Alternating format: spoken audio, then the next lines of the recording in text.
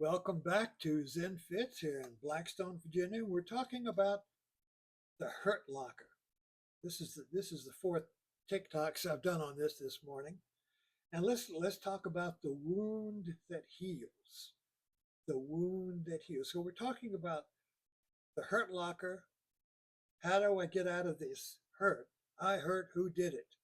America is stuck in the Hurt Locker. How do we get out? We're trying to get out in the wrong way. Each of us has to does it. We have to do it ourselves. You can't do it in a group. You can't do it in a religion. You can't do it in a political party. You can't do it as a people. You have to do the work of getting out of the hurt locker. So let's talk about the wound that heals. See, this is ironic. How can a wound heal? How can a wound heal? How can let's the wound we're talking about is humiliation. A lot of different ways of expressing that wound. But humiliation is one we all know. Just on Facebook, you get humiliated when somebody doesn't like your post, or you get humiliated when your wife doesn't dismisses you, or a company or something, or the husband dismisses you, or the boss. Humiliation everywhere. Everywhere is humiliation, and the pain, the hurt of it, and trying to get out of it. So humiliation is a wound. Humiliation is a cut. Well, some people cut themselves. What's going on there? Self-cutting. Humiliation is a wound. So let me read to you what, I'll move this. Let me read to you what St. John of the Cross wrote about humiliation. I first discovered St. John of the Cross when I was reading Thomas Merton in 1959 on a submarine in the Atlantic, diesel submarine, before the nuclear boats, and we were see, how's my hair? And so I was reading Thomas Merton, and Thomas Merton fascinated me. I read his Seven Story Mountain, the autobiography of Thomas Merton. This intellectual, this academic, he left the field and disappeared in a Trappist monastery in the vow of silence. And he would have stayed there his whole life unless the abbot gave him permission to write, and he wrote books. But anyway, I discovered the Christian mystics of the Middle Ages through Thomas Merton. So let me read to you the song of the soul in the intimate communication of living union with God through St. John of the Cross. This is about the wound that heals. This is about humiliation and how you work with it. This is the fourth of a series. So let me read this. O living flame of love that tenderly wounds my soul in the deepest center, since now you are not oppressive, now consummate, if it be your will, tear through the veil of this sweet encounter. Tear through the veil of this sweet encounter with my humiliation, with the pain of my humiliation. O sweet cautery, O delightful wound, O gentle hand, O delicate touch that tastes of eternal life and pays every debt. In killing, you change death to life. We're still talking about this humiliation.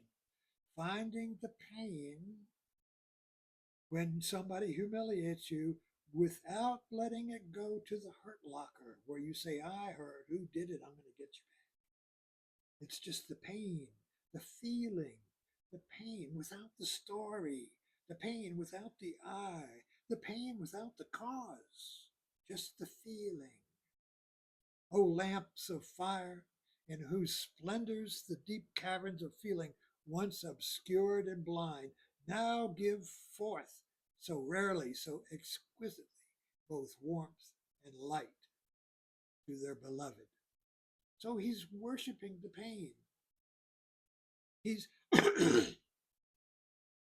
he is celebrating the wound in his heart, this humiliation. how gently and lovingly you wake in my heart, where in secret you dwell alone, and in your sweet breathing, filled with good and glory, how tenderly you swell my heart with love. So this we don't this is unfathomable though. What are you talking about? What are you talking about? It's stupid, you mean. I hurt. Who did it? What's the cause? That's the way we think.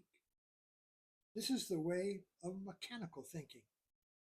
My car is broken, doesn't work. What's wrong with it? Let me fix it. I hurt. I have pain. What's wrong? Let me fix it. Doctor will fix it. Therapy will fix it. Revenge will fix it. Vengeance will fix it. You see, I hurt. Who did it?